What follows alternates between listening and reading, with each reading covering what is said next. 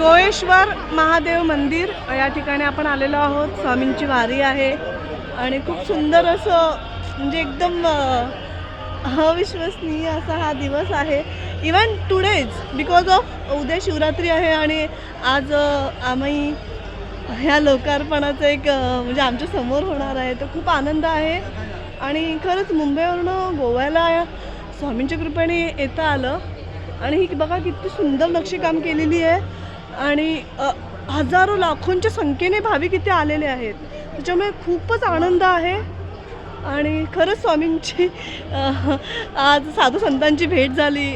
आज सगळ्या आखाड्याचे स्वामी आले होते. संत महात्म्यांचं दर्शन झालं आणि उद्या संत महात्म्यांच्या उपस्थितीमध्ये जगद्गुरू रामानंदाचार्यजी स्वामी नरेंद्राचार्यजी स्वामी यांच्या हाताने उद्या हे लोकार्पण होणार आहे ह्या मंदिराचं.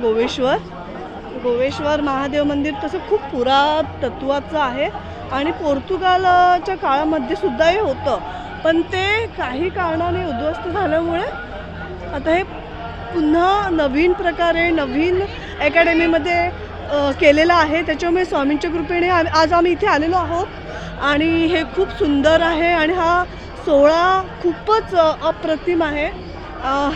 Waiting for Mahashivratri.